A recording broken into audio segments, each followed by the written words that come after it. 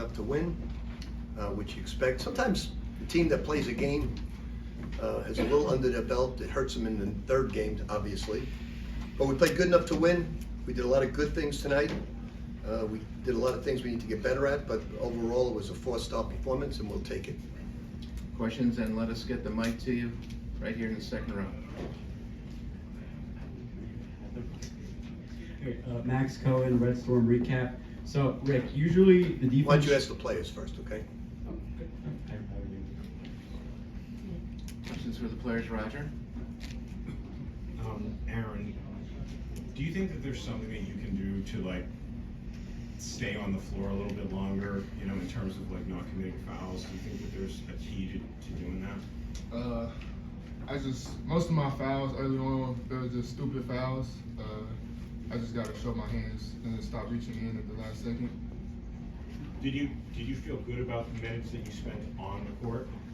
Yeah, I did. You know, I feel like I impact winning, so I did feel good about the minutes I have on the court. But obviously, I got to stay out there and stop getting stupid fouls. Right over here in the middle, Kevin.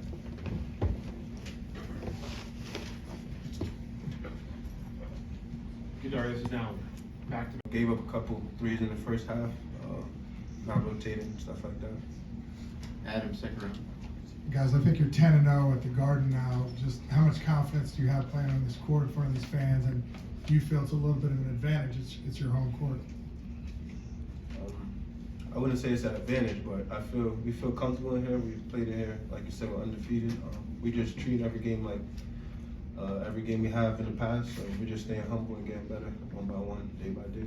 Aaron, can you answer that? Yeah, like Coach said, we just take it game by game. You know, we're in New York, and you know the fans gonna come. It's our home gym, but like you said, we're just taking it game by game. Over here, second row. Kadary, we've asked you kind of over the course of the season just what it means to be at St. John's, but now just being a native New Yorker doing this in the Big East tournament, just how does that feel for you? Especially, you know, just having one more chance to play this tournament. There's nothing like it. It's one of the best tournaments during Champ Week, so it's a great feeling. Two more for the players right here. Top clarity, heat check. You guys were out-rebounded the first two times you played Butler this season, and they were two close games. Was that a point of emphasis today for you guys? Yeah, you got to block out. I missed some blockouts in the previous two games, and today was a much better day for that. Last one for the players, Andrew. Andrew Rosario, New York Beacon. Guys, the first two games you won by combined 14 points. How important was it for you guys to get out the big lead that you did tonight? It was very important. Like you said, we had two close games. We didn't want this game to be close at all. So first 4 minutes, we emphasized that. Guys, thank you very much. We'll go for questions for Coach now. It was really ridiculous. He had the guy locked up, he couldn't dribble, and all he had to do was just stay square, and he reached in, tried to slap at the ball, had no chance at it. So that was an absurd foul, and then he goes and gets two. He makes one or two of those per game, and it makes no sense at all. The other thing I was going to ask, if I can steal a second one, it seemed like when play was stopped and Smith was in the game, he was touching that shoulder a lot. Where do you see him right now in terms of, like, you know, health-wise? I think he's mentally very self-conscious, and it's bothering him more mentally than it will bother him physically. Injuries, you've got to get over the hump mentally, and he has to get over the hump mentally. I'm sure it's bothering him. He's a tough kid, but you got to get over the hump mentally, and that's what he's really struggling with. Pays too much attention to it. He's got to block it out of his mind, and it's easier said than done to do that. Second row. So, Rick, usually people say the defense is the biggest part of your game, but the team's game, but tonight the offense kind of turned up more than it usually does. How would you say, how important is it to find this shooting rhythm as you progress further into March? Well, I think you have to have a number of assists. You have to share the basketball. And we did that tonight, most of the night. We got good looks in the break, good looks moving the basketball. Like I said, we're a better shooting team than our numbers indicate. And we will continue. We're not going to be a great shooting team, but I think we could be a good shooting team. Second row right here, front. Coach, compared to the first two games with Butler, how would you rate the energy tonight, especially since it was a quarterfinal of the tournament? Energy was good. We didn't have a lot of our fans here. There's a lot of blue. It must be Marquette. A lot of blue in the place.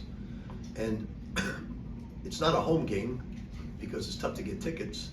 I think you get 300 tickets. Is that what each team gets? I think so. Yeah, so it's not a home game, and now you get more tickets as it opens up. So although it's a home court, it's not a home game.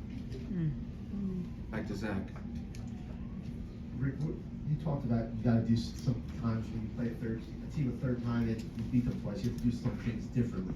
What did you think of what you guys maybe changed up, and what did you think? We focused on blocking out. We did not, our point guards did not block out last game on rotations. We wanted to get out in transition and make good plays because they go to the glass hard and you can get out in transition. We did some different things. They opened up in a 1-3-1, which we only seen a few possessions, and we handled it well. Played really good defense for the first 8 or 9 minutes, holding them to 3 points. But like I said, it was a good 4-star performance. Kevin, I'm sorry. Go ahead, Zach. Sometimes the one seed and the favorite, like you mentioned, the other team played the night before. They kind of have a rhythm to play the way you guys did and win the way you guys did. What does that kind of say about how well prepared you guys were for this tournament? It was a good 4-star performance, Zach. That's all I can say. Kevin. Rick, in the past couple weeks, you've talked about the development of your bench, and they played well again today. When you're getting that production out of the guys like Sadiku and Lefty and Vince, how much more dangerous does that make this team? Well, Sadiku said he's getting a lot of fluids, IV fluids, before the game. While it's dark, he's getting IV fluids before the game, which helps the Ramadan. I asked the trainers and him, can we get something in the IV to help his defense? They said they're going to work on that. The last one, Adam. You said you weren't happy the other day that Kadary and those guys were fasting. Did you scold them? Did you talk to Kadary about it? And how do you assess Kadary's overall play here? Kadary was, I told this to the team and I'll repeat it to you guys, I think I've said it before. Kadary, a lot of our team was upset that Kadary wasn't first team all league. I understand it because it's getting tough getting 3 guys. But I said, Kadary, well, your teammates and coaching staff think you're top 3 guards in the nation, maybe the best guard in the nation. So what does that matter? So you've got the respect of every coach and every teammate. We think you're the best guard in the nation. So that's better than anything else. And he's been terrific. All of a sudden, he wants to play for the Celtics with his 3-point shooting. I'd like to see him cut back a little bit on that, but outside of that, he's playing brilliant basketball. He's a 6'5", 6'6" guard that has great body control, understands the game, owns up to everything he does wrong. He's coachable, he's got a great attitude, he's very humble. There aren't enough adjectives I could say about that young man. Did you tell him to stop fasting?